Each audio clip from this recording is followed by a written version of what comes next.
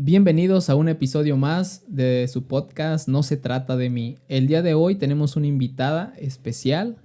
Tenemos una invitada de aquí de estos lugares y bueno, bienvenida Maki. Preséntate para las personas que no te conocen. Hola, ¿qué tal? Muchas gracias, Eric, por la invitación a este podcast. Bien, como ya lo decías, mi nombre es Alexi, mejor conocida como Maki.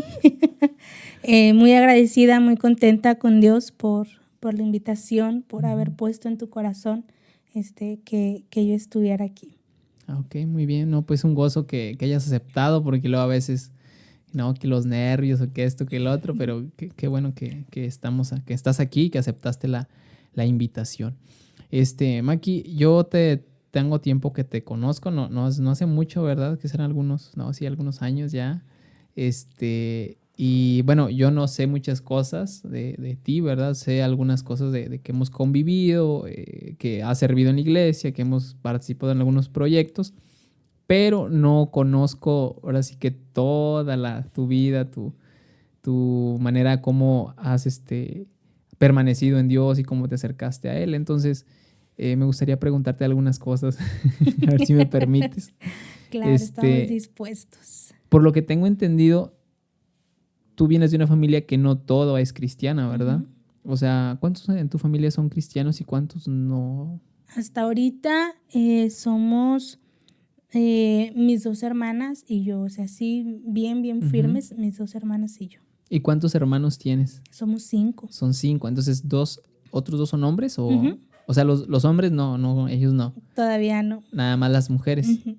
¿Y tus papás tampoco? No, sí conocen, nos han acompañado. De hecho, no tiene mucho que en una campaña abrieron su corazón y aceptaron a Jesús como su Salvador, pero aún no se congregan como están tal. como que en ese proceso de ir y en el proceso de acercarse. Uh-huh. Ah, muy bien. Sí, porque yo de hecho, cuando yo te conocí, pensé que toda tu familia... Me acuerdo una vez que fuimos, cuando tocábamos en el grupo, una vez que fuimos, yo creí que toda tu familia era cristiana. Y yo dije, sí, pero después no me acuerdo por qué. Fue como que no es, o sea, nada más ella. Entonces, ¿tus hermanas ya tienen, o sea, mucho tiempo de conocer al Señor, igual que tú, o...? No, ellas tienen poco también. Bueno, sí, ya tienen algunos... ¿Qué serán? A lo mejor unos 4 o 5 añitos. 4 o 5 años. Sí. Ok, ¿y tú cuántos años tienes ya? Fíjate, yo conocí a Dios desde que era una niña. Ah, sí. Sí, Dios ha sido muy, muy bueno conmigo desde que yo era niña, porque por cosas de la vida mi papá pierde su trabajo y mi mamá tiene que irse a trabajar. Entonces mi papá se encargaba de nosotros. Y cerca de donde nosotros vivíamos había un comedor, se llamaba Paz Plan, y era para niños de bajos recursos, pero era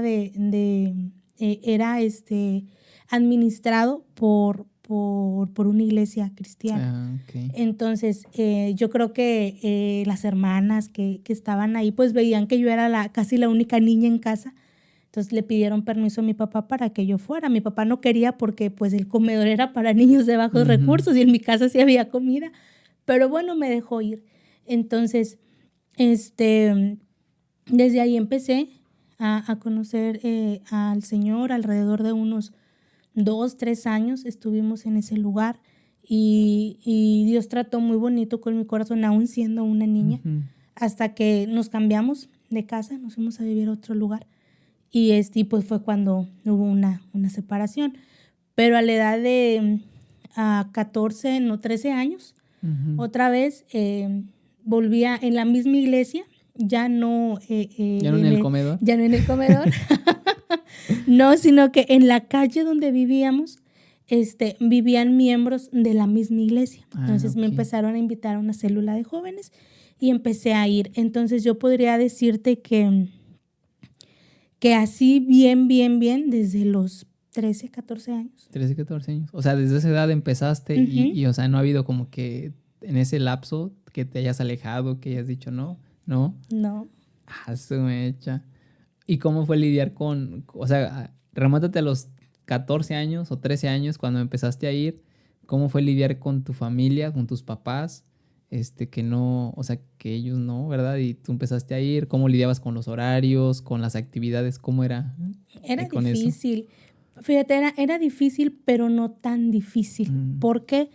Porque en esos años, para mí la idea de ir a la iglesia era como ir los domingos, como era la única que iba de mi familia, era como ir los domingos y el resto de la semana seguirla viviendo como siempre. Okay. Entonces, como en sí, el saber lo que es cargar tu cruz, no lo entendía del todo. Lo vine a entender cuando tenía 16 años, que ya en ese tiempo nos volvimos a mudar de casa. Te digo, Dios ha sido bien lindo porque a los lugares donde nos empezamos a mudar de casa siempre encontraba alguien que me hablara de la palabra y que de cierta manera me jalara a donde yo pertenecía. Sí. Entonces, yo sí me imaginé, de hecho yo hablé con los pastores de esa iglesia y les comenté, me fui muy lejos, pero muy lejos a vivir. Y dijeron, bueno, te vamos a tratar de reubicar en otra iglesia para que no pierdas. Y ok, pero la señora de la tienda de la esquina es cristiana. Entonces, cada que yo iba, siempre me invitaba. Me da un versículo bíblico. Sí, en vez de darme lo que le pedía. No, siempre me estaba invitando. Siempre había algo que hacer. Me acuerdo de un diciembre del 2011, que ella me invita a una campaña con el hermano Carlos Pascual y yo le dije que sí. Pero justamente, según yo, el día que iniciaba la campaña, ese día había un evento en la plaza, que prenden el pinito de Navidad y yo quería ir. Entonces yo le dije que sí, sabiendo que yo me quería ir a lo del pinito. Y pues fuimos, nos arreglamos, nos fuimos. Ya cuando íbamos en camino, vimos que no era esa fecha, era el siguiente día.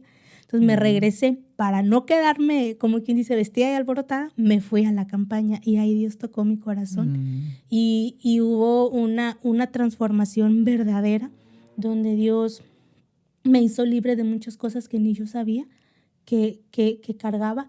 Y ese fue el día como tal que yo aprendí lo que era servir. Lo que traía consigo el seguir al Señor no era un día ni 2 días, era dedicarle tu vida entera y tu día entero completo al Señor. Sí. ¿Ahí qué edad tendrías? ¿Que 16 años? 16 años. 16 años. O sea, los 16 años, después de que 3 años, 2 años, 3 años de vivir así como que te acercabas, simpatizabas, ibas, llega, o sea, tardaste 2 o 3 años para, como decirlo así, afirmarte o ya realmente conocer.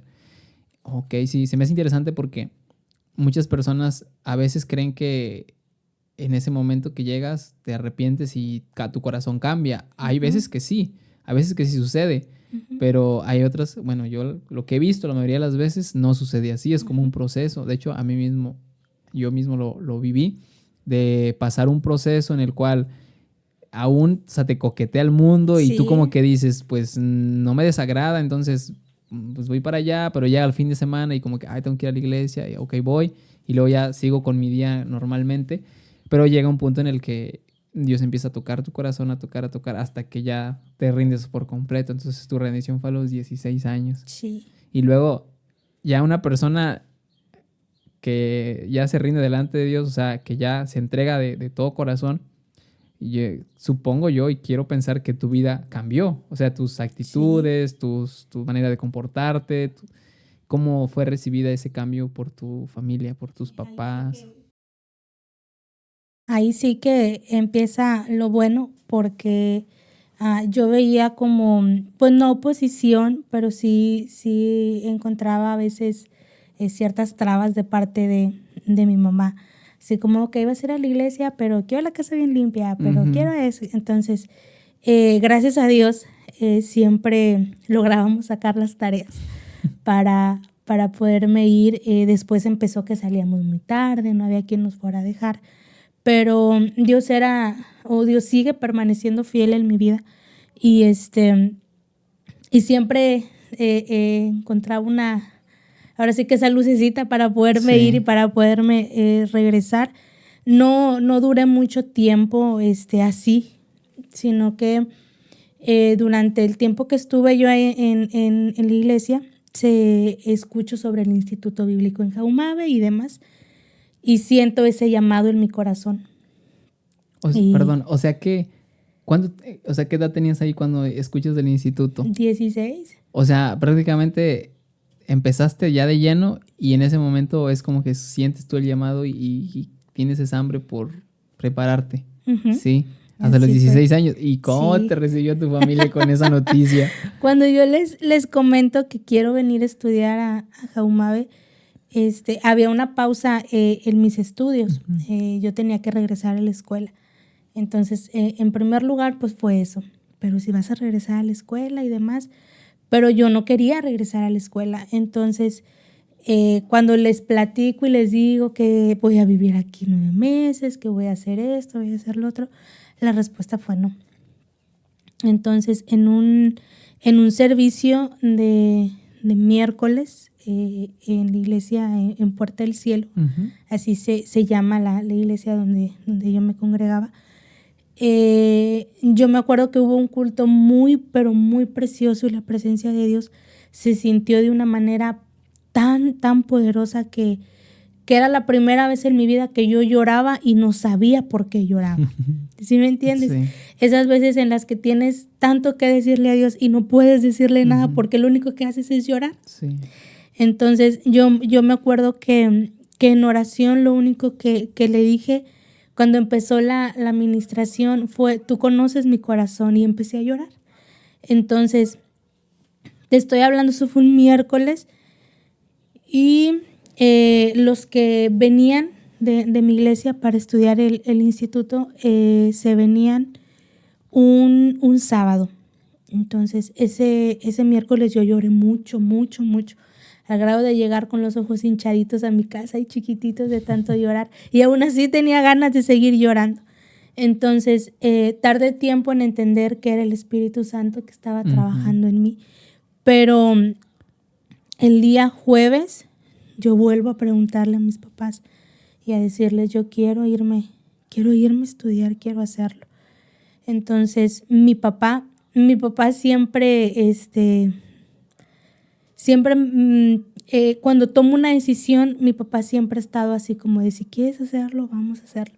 Mi mamá no, mamá tiene ese lado más protector de no, porque no quiero que vayas a fallar, porque no quiero que sientas lo que se siente cuando fallas o cuando fracasas en algo. Entonces, mi papá me dijo, bien, pues yo digo que sí, o sea, si quieres hacerlo, hazlo. Y mi mamá dijo, bueno, que la se convenció. vaya. Sí. Ya como que tú y tu papá dijo, bueno, pues ya 2 contra 1. Sí, entonces no vinieron a dejarme, sino fue, ya habían iniciado las clases, creo que fue un martes que vinieron a dejarme a Jaumabe y empezó una etapa de conocer a Dios muy Diferente. muy diferente. Porque ya nadie, no era el acercarte a tu pastor y decirle, me siento así, ahí era tú con Dios. Yo agradezco y valoro mucho el tiempo que estuve ahí porque aprendí a hablar con Dios. Mucha gente, no sé si has escuchado esa parte de yo no sé orar. Sí. Yo le pido a Dios como... Y uno a veces en la ignorancia dice, pero no importa, en tus propias palabras, está bien. Pero sí existe una manera, sí existe una manera de cómo llegar al corazón de Dios. Y yo lo pude entender. Y no es una forma que tú puedas transmitir y decirle, mira, este es el camino para acercarte. Es algo que tú vas descubriendo conforme estás en tu proceso, conforme estás caminando, conforme estás orando, el Señor te va mostrando la forma. Ahora sí que es una forma personalizada. Sí. No es para todos, es la forma en la que tú y Dios se comunican. Entonces ahí lo entendí y aprendí a amar a Dios. Aprendí lo que dice la palabra, que Él es nuestro proveedor. Ahí lo entendí. Ya cuando lo viviste, ya sí. toma la palabra, se hace realidad y ya entras a otra dimensión de decir, o sea, lo que dice la Biblia es realmente cierto. Porque una cosa es escuchar que lo predique, una cosa es leerlo, pero hasta que no lo vives, es como que lo entiendes del todo. Está muy padre. ¿Cuánto tiempo duraste en el instituto? En el instituto duré, me parece que fueron 7 meses. El internado es de 9 meses. Yo no lo terminé, yo duré 7 meses, me fui antes. Ok. Y en ese lapso, te quiero preguntar esto porque hace un tiempo estuve platicando con una persona que estuvo en un instituto y me contó unas experiencias que tuvo respecto a algunos viajes misioneros que hicieron y todo lo que vivían y todo esto, como la oposición que había y todo. ¿Tú tuviste alguna experiencia similar? O sea, algún viaje misionero o incluso adentro. Sí, es que se viven muchas cosas.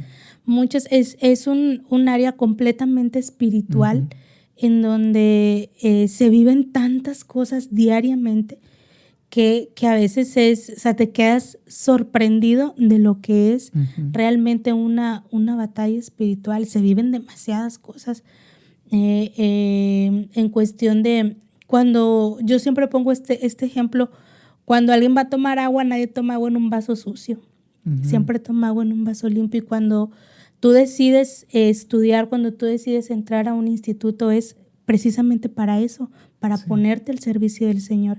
Y para poder servir al Señor tenemos que ser limpiados, procesados, purificados para poder ser un instrumento y poder ser capaces de llevar algo tan grande como es la palabra de Dios y la gloria de Dios dentro de ti.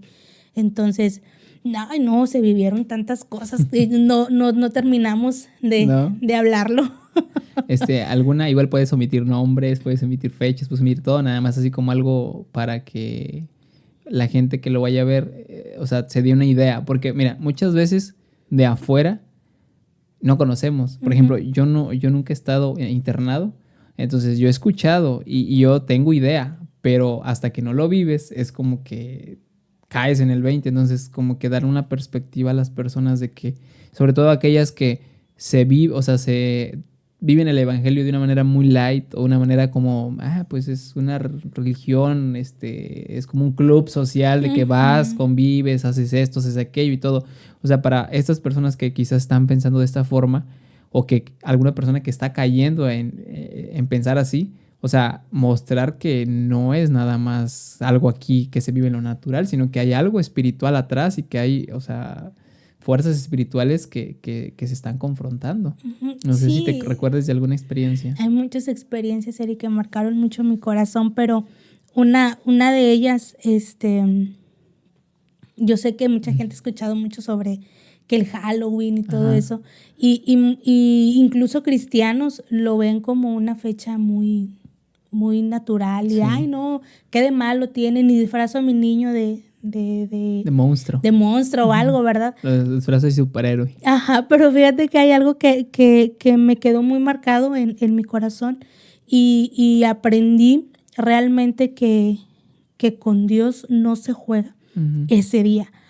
Porque recuerdo que tuvimos una velada, era el 31, y orábamos precisamente por todos los niños del mundo, por todo lo que se movía en esa fecha y demás. Y se movió algo muy pesado espiritualmente en esa velada y sucedieron cosas muy sorprendentes que yo nunca había visto. Mucha gente ve el tema, muchos cristianos vemos el tema de la liberación como algo espantoso y ¡ay, cómo! Si tenía el hermano. Pero si lo ves desde otro punto, es algo bien hermoso como Dios viene y te limpia, porque esa noche estábamos orando, estaba la presencia de Dios muy linda, ya era muy tarde, entonces yo me fui a dormir.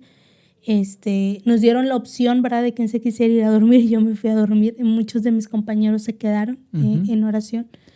Y una chica de las que estaban ahí pasó este proceso de liberación y yo recuerdo que mientras ellos estaban por allá, yo no voy a decir que fue visión, porque no estoy segura de que haya sido una visión o de que haya sido un sueño, pero sí recuerdo digámoslo, en sueños, ¿verdad? Por mencionar algo. Por representar algo. Sí, yo recuerdo haber visto como muchos perros corrían hacia el instituto y de como si hubiese algo que los detenía y empezaban a rebotar. Entonces yo buscaba en qué era lo que rebotaban y vi una figura muy grande, pero mucho, muy, muy grande, con una espada en su mano.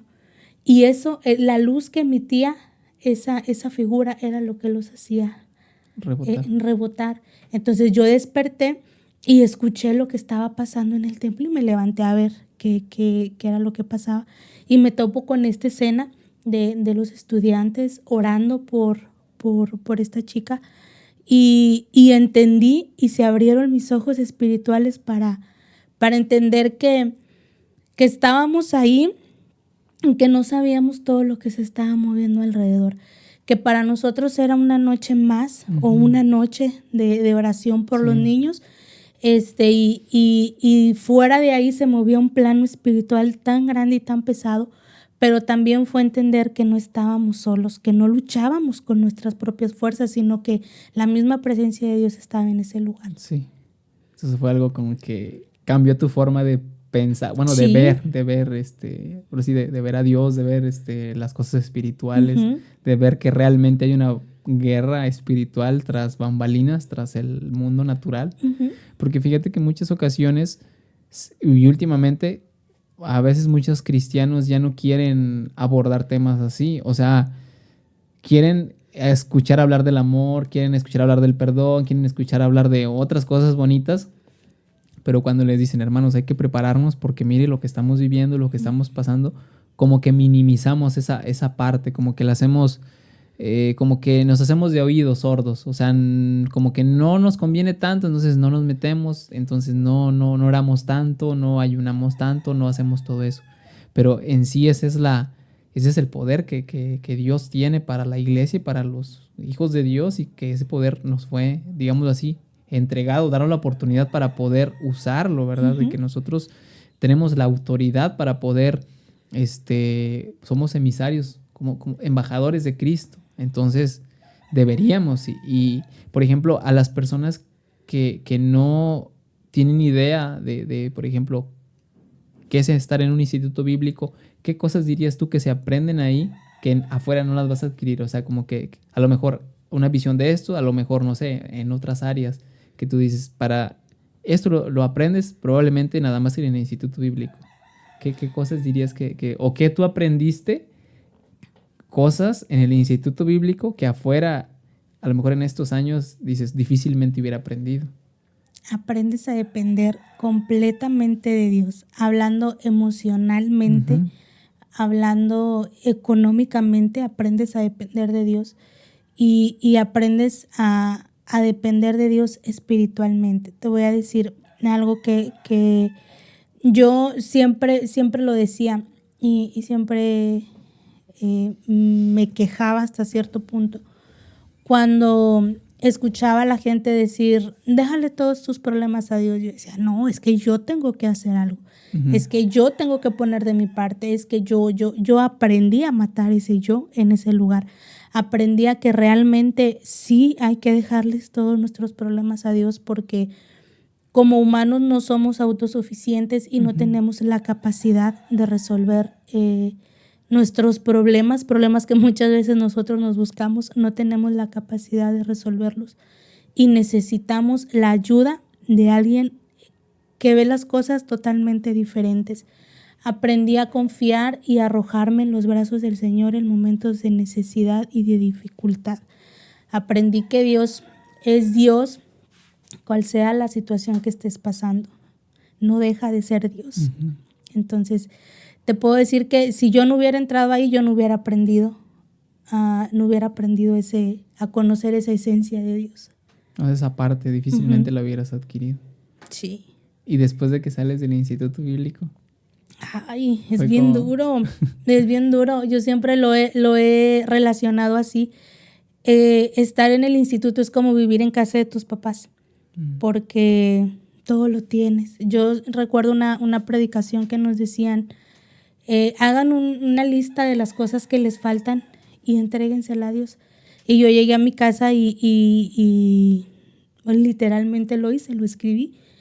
Y así como eran 10 cosas, entre esas cosas estaba mi uniforme, cositas de aseo personal, quería una Biblia. En el orden que yo lo escribí, empezaron a llegar.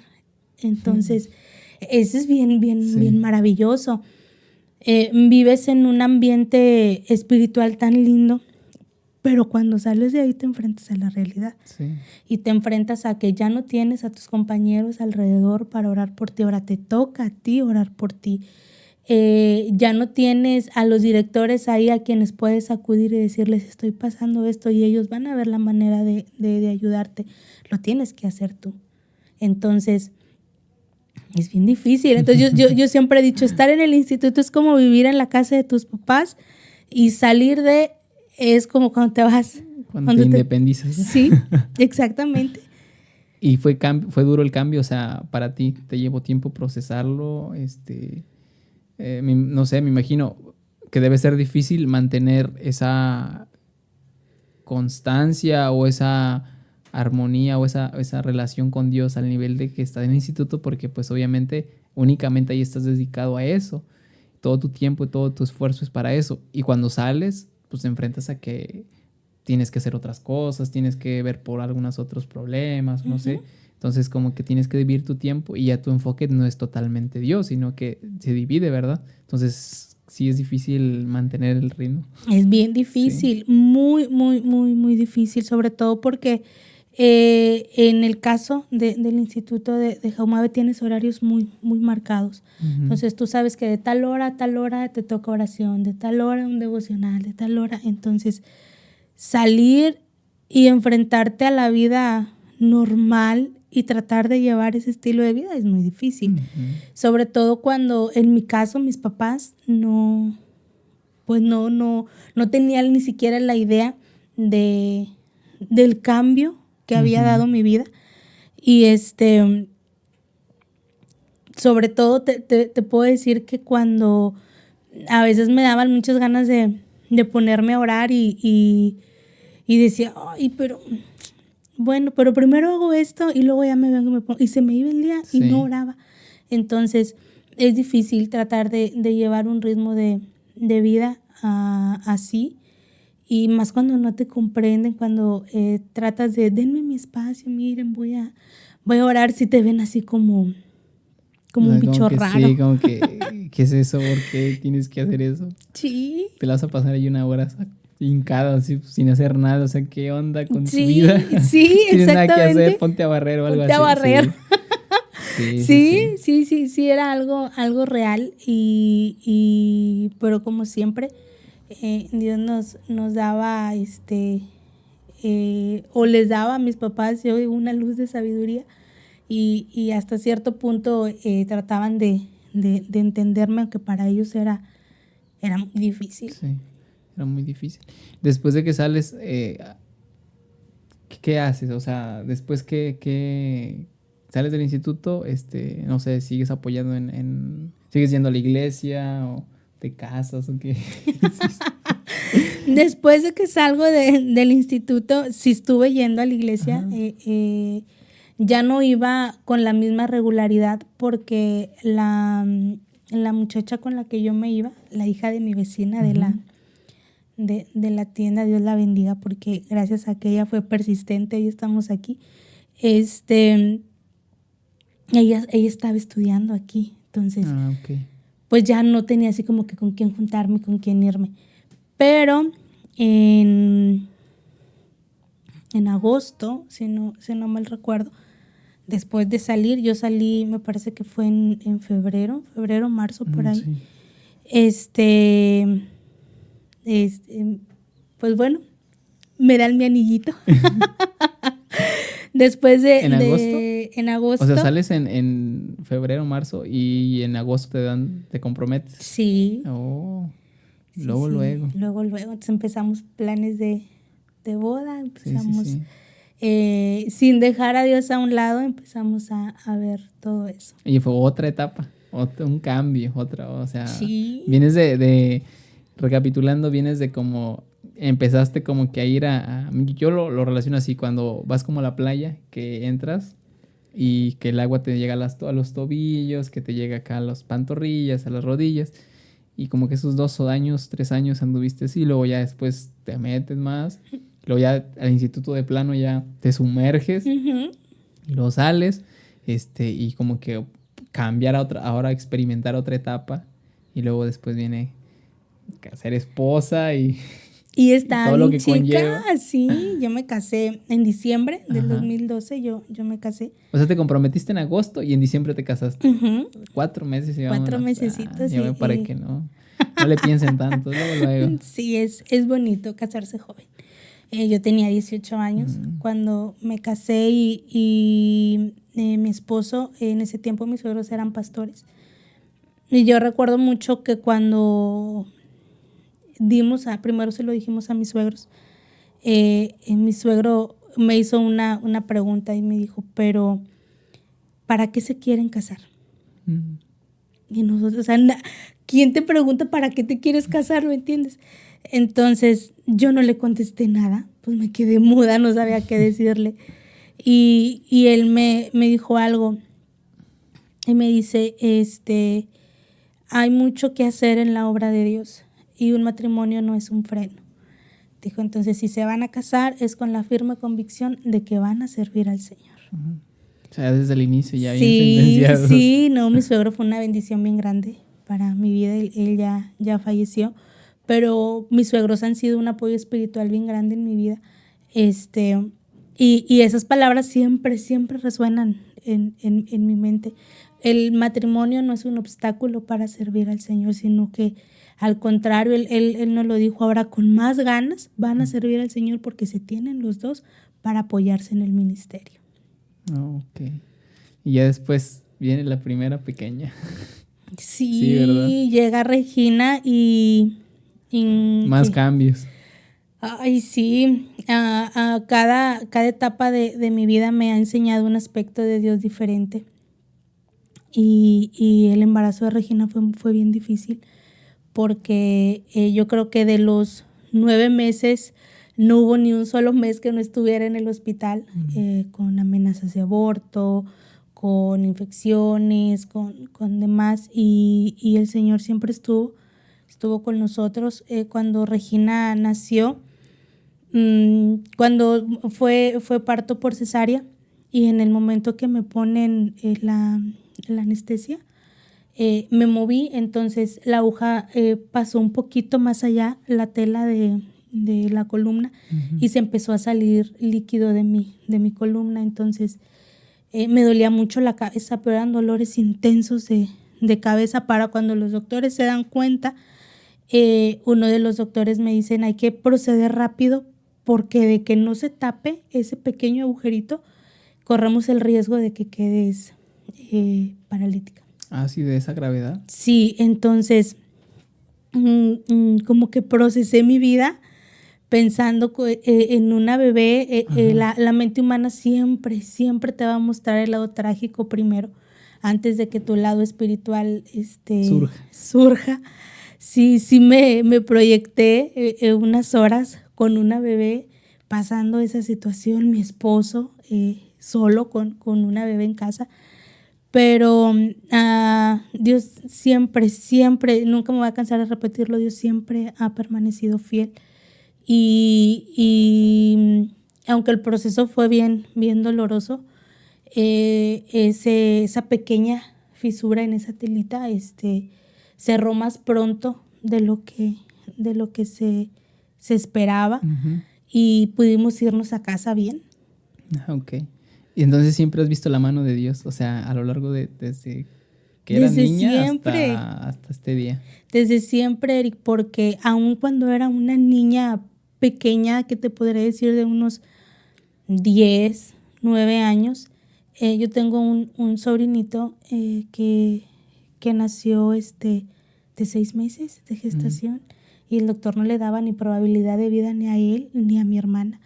Entonces, cuando Santiago logró salir del hospital, el primer diagnóstico fue no puede ver, no puede oír, no va a poder caminar, no va a poder hacer una vida normal. Y hoy por hoy tú ves a Santiago hacer su vida normal y de ahí te puedo contar, mi hermano también estuvo a punto de perder su ojo y hoy lo ves hacer su vida normal. O sea, Dios me ha demostrado que es real y que Él existe desde que yo era una niña. Sí, porque a veces nos quedamos con esta idea, ¿no? De que Dios está lejano, que es como que ajeno muchas veces a nuestros problemas o dificultades, y que solamente a veces está ahí y que muchas otras no. Entonces es como que a veces nos quedamos con esa idea y mucha gente se decepciona y dice, no, ya me voy porque Dios no existe. Si hubiera existido, hubiera pasado esto. Entonces, o sea, tú has visto la mano de Dios en cada una de las situaciones. Por ejemplo, en el caso de nuestra familia, nosotros pasamos por una etapa de enfermedad con mi abuela. Ella le detectaron un tumor en el páncreas, pero cuando se lo detectaron ya era inoperable, ya, o sea, estaba totalmente, ya estaba desahuciada, o sea, la entregaron. Y a nosotros siempre nos dijeron, ¿verdad? Que había un Dios que podía levantarla, había un Dios que podía restaurarla, que podía sanarla. Y uno en su desesperación de buscar a qué aferrarte, o sea, buscar una esperanza a cuál aferrarte y no dejarte caer, pues uno la toma. Y esa fue como que nuestra primera acercamiento a Dios. Y fíjate, lo contrario, o sea, la forma de trabajar de Dios a veces uno no la puede entender, ¿verdad? Pero siempre allí Dios muestra su amor. En nuestro caso, mi abuela fallece, o sea, no fue sana, pero ella entregó su vida, o sea, ella terminó cantando. Me acuerdo que la última escena de su vida fue levantar sus manos y llorar, o sea, llorar literal. Se le salió una lágrima y levantó sus manos y se terminó su vida y las dejó caer. Y entonces en ese momento nosotros teníamos como que estas dos opciones de alejarnos y tomar este pensamiento de que Dios no lo hizo, Dios no existe, o el otro de permanecer y seguir. Y nosotros, gracias a Dios, por misericordia de Dios, porque ahora sí que no se trata únicamente de nosotros, que permanecimos, y ese fue el primer paso que dimos. Entonces, a lo que quiero llegar con esto es de que a veces Dios va a mostrar su amor no simplemente en una sanidad, sino que también va a mostrar su amor aun cuando no. Va a mostrar su amor aun cuando no ocurra la sanidad. Y en ese caso fue nuestro caso, de que no ocurrió la sanidad, pero pues toda nuestra familia fue alcanzada por él, por ese suceso. O sea, ese fue lo que detonó. Entonces, qué bendición. Sí, qué bendición. Después de que ya tienes a Regina, de que ¿cómo era tu servicio o sea, ya lidiar con un matrimonio, lidiar con una hija, lidiar con cómo para servir a Dios no había, se te dificultaba o había ese deseo igual? Después de que nació Regina, hicimos una pausa. Mis suegros eran pastores en un ejido de aquí de Jaumabe, Monterredondo. Yo acudía con ellos. El área infantil, el ministerio infantil siempre me ha apasionado, sobre todo por lo que yo viví de niña, porque yo pienso que si de niña a mí no me hubieran hablado la palabra, si de niña no hubiese llegado a mí la palabra de Dios, muy difícil yo hoy estuviera aquí. Entonces, el ministerio infantil a mí me apasiona, me gusta mucho. Entonces, yo con mis suegros servía en el ministerio infantil. Después, pues no se me hacía tan difícil, ¿sabes? Porque tengo la bendición de que mi esposo, en cuestión de la iglesia y del servicio, nunca me ha dicho que no. Entonces, siempre llego yo, y ahora quiero hacer esto, pues hagámoslo. Entonces, siempre he tenido su apoyo y su respaldo. Y como te mencionaba, he tenido el respaldo de mis suegros para todo lo que el Señor me ha puesto en mi corazón. Ellos siempre están ahí. Cuando nace Regina, pues seguimos trabajando en Monterredondo.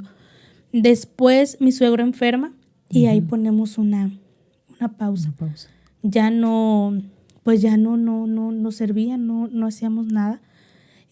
Ahí aprendí otra manera, otra etapa de ver a Dios, porque yo amaba mucho a mi suegro, o sea, demasiado. Era un hombre de muy pocas palabras, pero tú sentías ese amor, ese afecto. Entonces ahí aprendí a conocer de Dios en otro aspecto, y aprendí que lo que tú decías, cuando pasas una situación difícil, siempre creemos que es Dios. Siempre decimos, es que ¿por qué Dios me permite esto? ¿Por qué Dios me permite el otro? Pero ahí aprendí que hay situaciones en la vida que tenemos que vivir, sí o no. Mi suegro también le detectaron un cáncer ya muy, muy avanzado. Y y yo, pues sí, cuestionas a Dios, tu lado humano cuestiona a Dios, pero aprendí tantas cosas, y él me enseñó tantas cosas a través del proceso de mi suegro, que cuando él termina, cuando mi suegro fallece en su casa, fíjate qué hermoso, mi suegra menciona que cuando él termina, ella sí lo ve, ella sí dice, fue una visión, porque yo vi su cuerpo desprenderse, vi eso blanco que atravesó el techo de nuestra casa. No sé qué se fue. Se fue, entonces dimos gracias a Dios, porque a pesar de que era un cáncer bastante agresivo, él pudo terminar sus días en casa, rodeado de su familia, y yo, como te lo decía, aprendí que hay circunstancias en la vida que tenemos que vivir. O sea, yo creo que si hubiéramos conocido a Dios o no lo hubiéramos conocido, no iba a cambiar lo que nos tocaba vivir en ese momento. Lo que sí pudo cambiar fue la manera en la que vivimos ese proceso. Sí. Eso es lo que determina tu vida cuando conoces a Dios. No es que no vas a pasar cosas difíciles, las tenemos que pasar. Aquí lo que lo determina es con quién lo vas a vivir. Si lo vas a vivir tomado de la mano del Señor, o te vas a arrojar solo. Es como cuando tenemos esta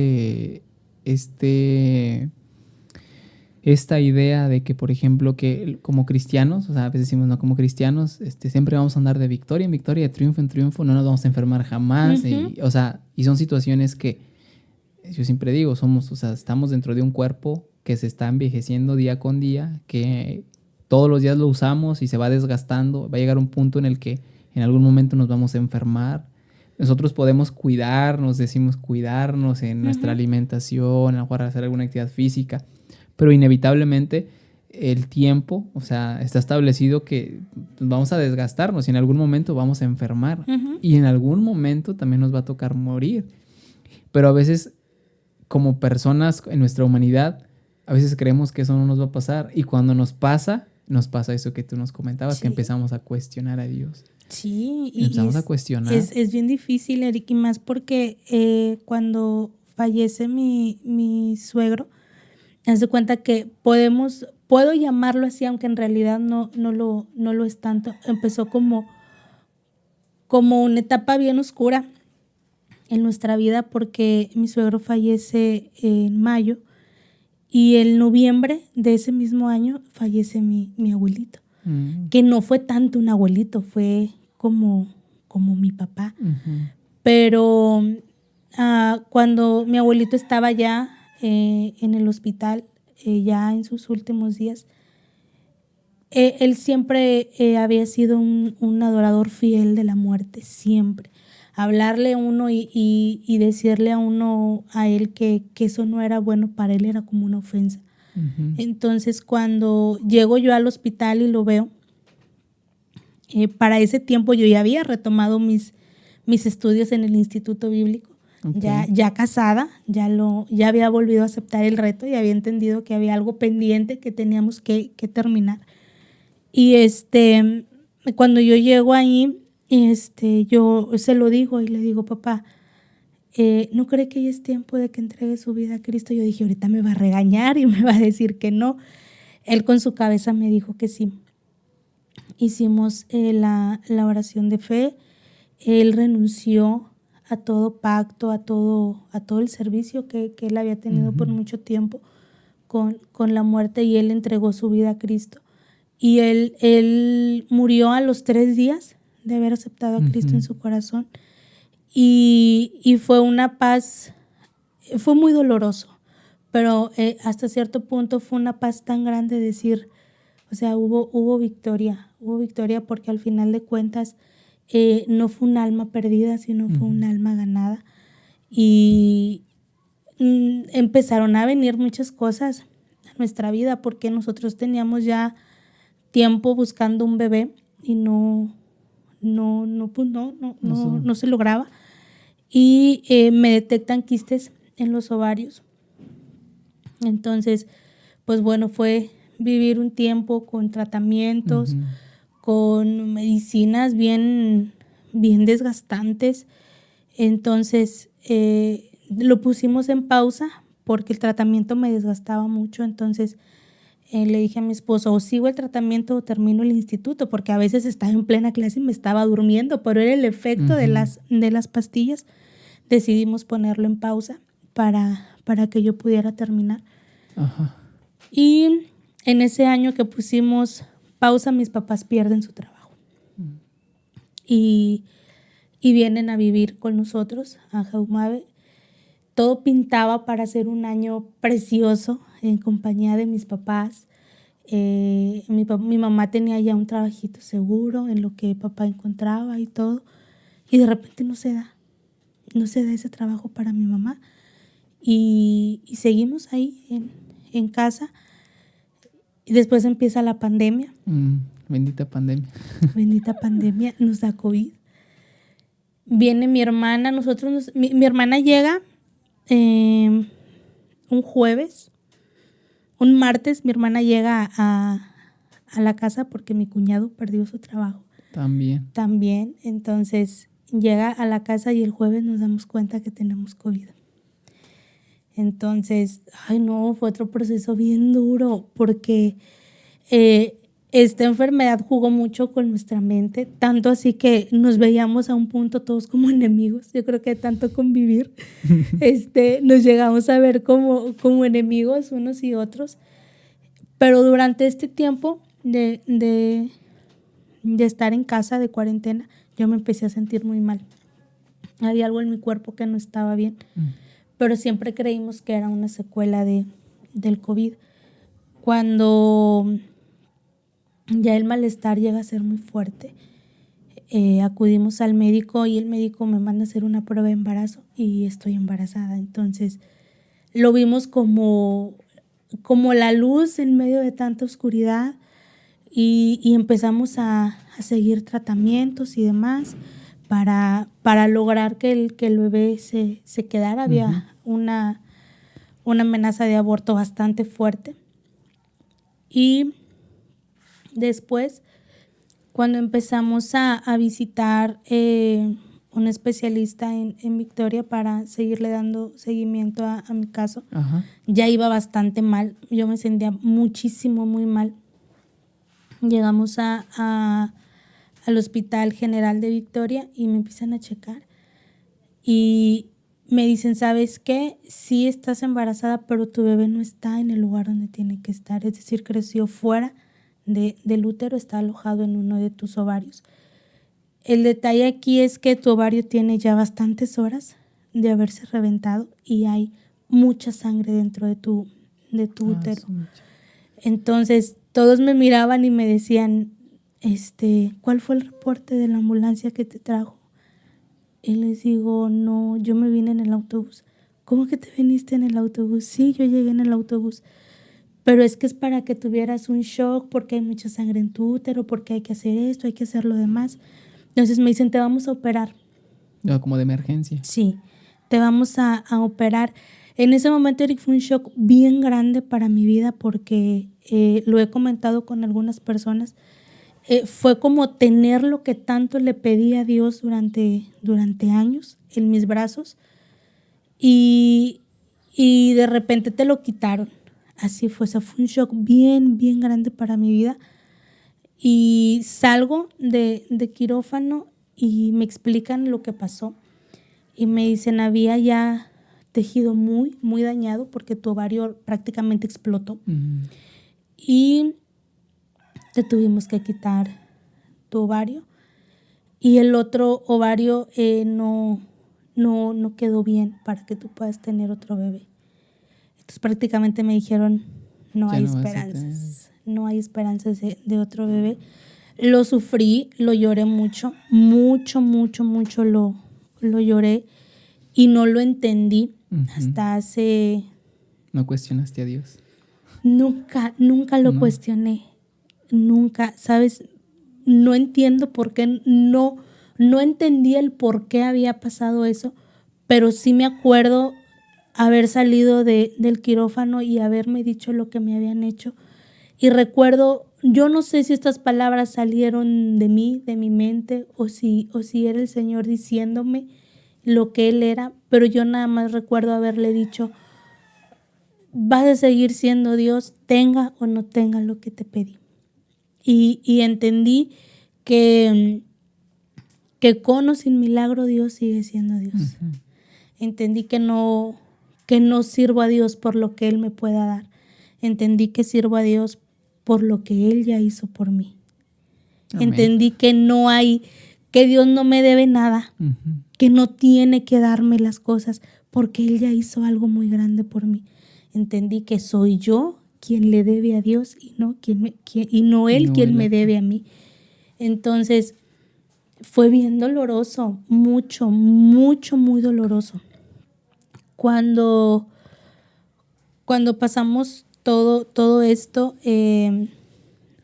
después mi hermana empieza a pasar por una crisis de depresión bien fuerte, bien fuerte. Entonces, gracias a Dios ya no pude centrarme tanto en mi dolor porque yo decía, ok, no voy a recuperar mi bebé, pero sí puedo, mediante la oración, puedo recuperar la estabilidad de mi hermana.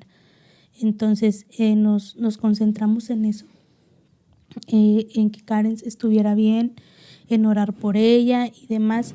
Y no fue hasta como 7, 8 meses después. No sé si tú has visto la película de Milagros del Cielo. Sí. ¿La has visto? La que se cae en el árbol. Sí. Ajá. Dios habló a mi corazón en esa película porque mediante esa película yo pude entender lo que yo pasé. Porque nunca la entendí. Resulta que la niña se cae, después se cree que por el golpe que tuvo le resulta una enfermedad, un tumor en su estómago. Y siempre vi esa película como que, el mensaje es que Dios es nuestro sanador. Sí, ese es el mensaje, te habla de la fe.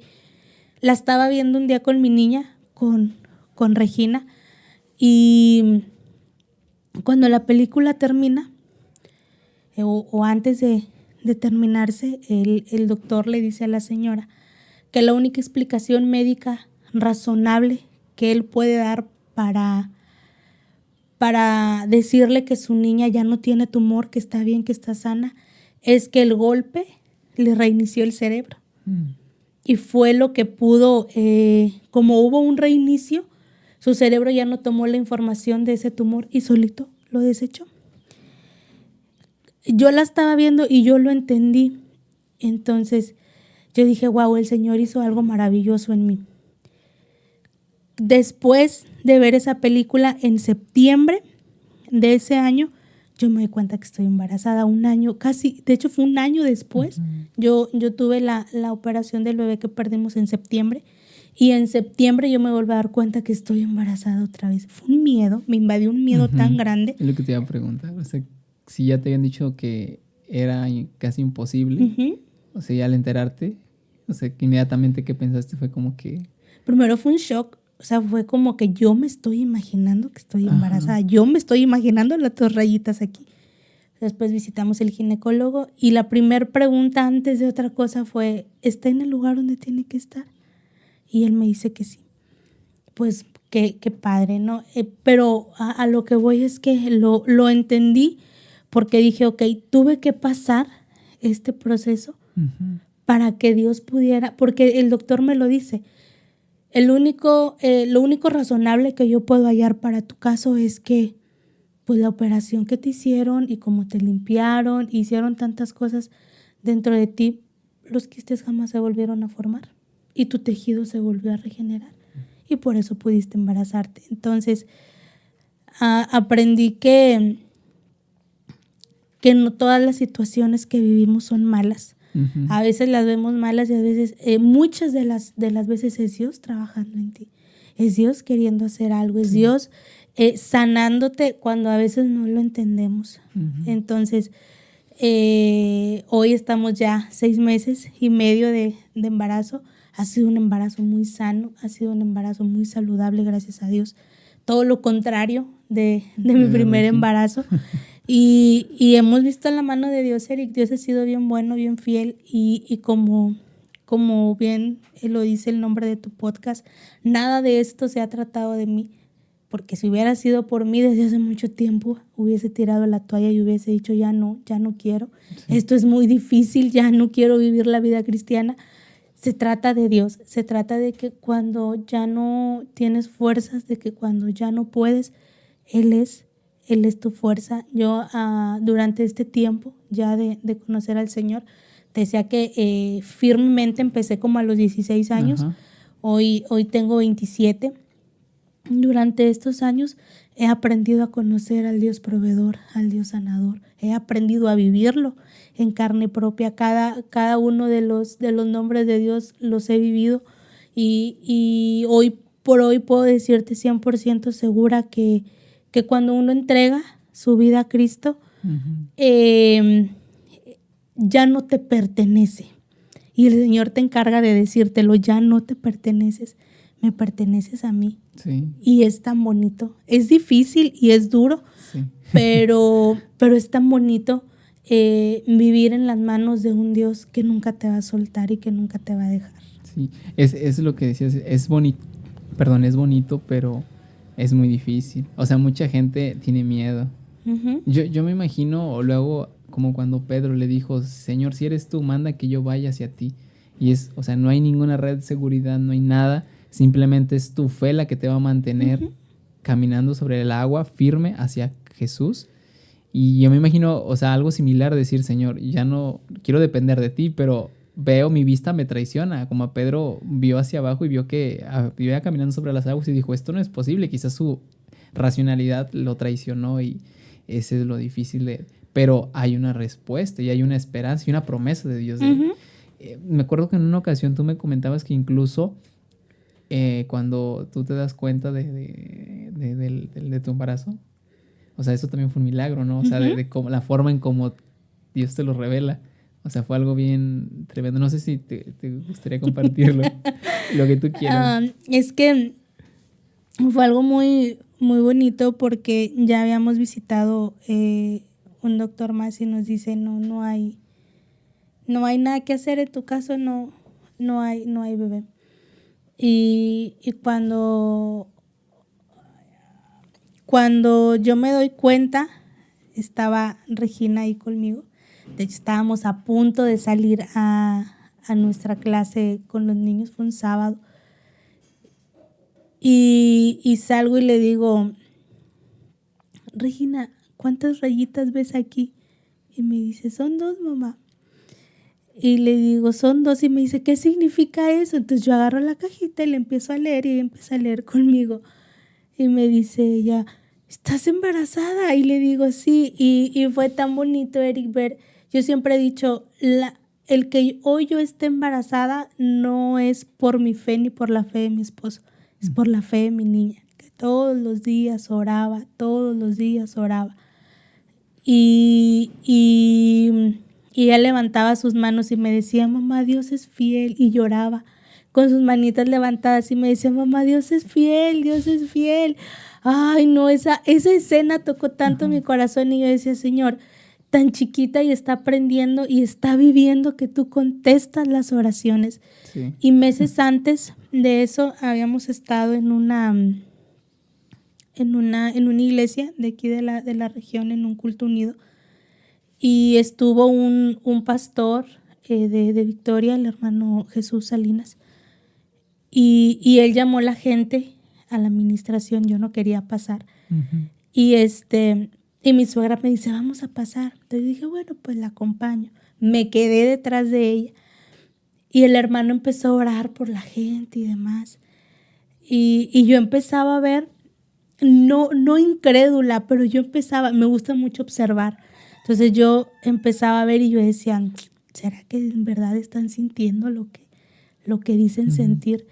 Y el hermano, en medio de ese pensamiento, él dice, hay mucha gente que cree que esto no es real, que muchos fingen y que es emoción, pero el Espíritu de Dios está en este lugar y se empieza a pasear.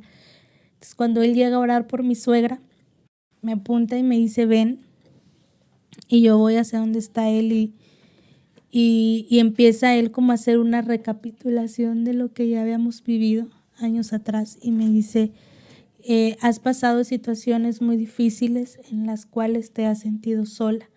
Incluso la semana pasada, con esa precisión me lo dice, incluso la semana pasada, hincada en el altar, le pedías al Señor un abrazo porque te sentías sola. Y me dice, pero hoy vengo a decirte que nunca has luchado ni una sola batalla sola. El Señor siempre ha estado contigo. Y como has sido persistente y como te has mantenido firme, dentro de muy poco el Señor te va a dar lo que tanto le has pedido. En ese momento, eso fue como en agosto, más o menos. En ese momento yo creí que era la salvación de mis papás. Yo tenía mucho tiempo pidiéndola. Y cuando yo me doy cuenta, para terminar lo que él me dice, llama a su hija y su hija me da un abrazo y me dice, ese es el abrazo que tú le pedías al Señor. No, pues claro que me derrumbé porque nadie sabía lo que yo había orado un miércoles antes en el altar de nuestra iglesia. Y cuando yo me doy cuenta que estoy embarazada, me recuerdo de que el Señor me había dicho, en muy poco tiempo yo te voy a dar lo que tanto me has pedido. Entonces fue tan hermoso, tan maravilloso recibir esta recompensa de parte de Dios y darme cuenta que nada de lo que hemos pasado ha sido en vano, de que ni una sola lágrima derramada en el altar ha sido una lágrima en vano. Nunca hemos perdido el tiempo, nunca hemos perdido, ¿cómo lo podremos llamar? Nunca hemos perdido la fe, siempre he estado ahí. Pero no es porque, y una vez lo dije en mi iglesia, no es porque seamos los mejores cristianos, al contrario, yo creo que hemos fallado y hemos fallado mucho, pero la palabra de Dios no cambia, pero Dios es fiel, Dios permanece. Sí. Y cuando nosotros, como te lo decía, decidimos servirle, cuando nosotros decidimos rendir nuestra vida a Él, Él se encarga de todo lo demás. Entonces yo le doy muchas gracias a Dios por todo lo que hemos tenido que pasar, sí, lo bueno, lo malo. Le doy gracias porque no dependemos del hombre, sino dependemos de lo que dice Él. Lo hemos vivido desde que el hombre dijo no hay posibilidad de que tengas un bebé y hoy estoy a punto de tener un bebé. Lo vemos desde que era imposible que yo pudiera seguir con vida después de que ya tenía alrededor de 6 horas con un ovario explotado y sangre dentro de mi útero, y que yo estuviera de pie. Desde muchos puntos, Eric, lo podemos ver y podemos decir, Dios es real. No porque Amén. Me lo contaron, sino porque yo lo estoy viviendo. Y es maravilloso. ¿Y qué le dices a todas las personas que tienen duda, que de repente llega y les gana su humanidad? ¿No vieron la petición contestada o qué les puedes decir a ellas? Más que decirles es como retarlos, como nos dice la palabra, que dice, probadme ahora en esto. Es retarlos a dejar a un lado los sentimientos, a dejar a un lado mi dolor, mi necesidad y atrevernos a conocer realmente quién es Dios. A pesar de lo que vivimos, a pesar de lo que nos sucede, es retarlos a no a no perder la fe. Es retarlos a probar que hay más allá de lo que yo siento, porque la Biblia es clara y la Biblia nunca nos ha prometido un bello jardín en el que no va a haber dolor ni necesidad. Nos dice, en el mundo tendréis aflicción. Dice, pero confiad en mí porque yo he vencido al mundo. Amén. Nada de lo que nosotros podamos vivir terrenalmente se compara a las grandes maravillas que Dios quiere hacer con nosotros. Así que si hay alguien por ahí desanimado, si hay alguien que no ha visto su oración contestada, yo podría decirle el consejo de siempre: sigue orando, pero también podría decirle, ¿qué tal si cambias tu enfoque? Y en vez de ver lo que necesitas, empiezas a ver lo que el Señor ha hecho con tu vida. Te darás cuenta que la llevas de ganar y que hay más que agradecer que más que pedir. Amén. Pues muchísimas gracias, Maki, por todo lo que compartiste en el podcast. Muchas gracias por contarnos todo lo que Dios ha hecho con tu vida. Y pues yo estoy convencido de que cada uno de tus testimonios o de las cosas que Dios ha hecho, a más de alguna persona le va a ayudar. Y pues darte las gracias por haber aceptado esta invitación, y estoy muy agradecido y espero, y yo sé que Dios va a seguir haciendo la obra en ti y Amén. aún va a seguir haciendo muchas más cosas, porque como tú dices y como lo has platicado, hasta este día Dios ha sido fiel y Dios va a seguir siendo fiel. Así Amén. es que pues muchísimas gracias por haber aceptado esta invitación, y pues Dios te bendiga grandemente. Amén. Bueno, pues este fue todo el podcast, el episodio.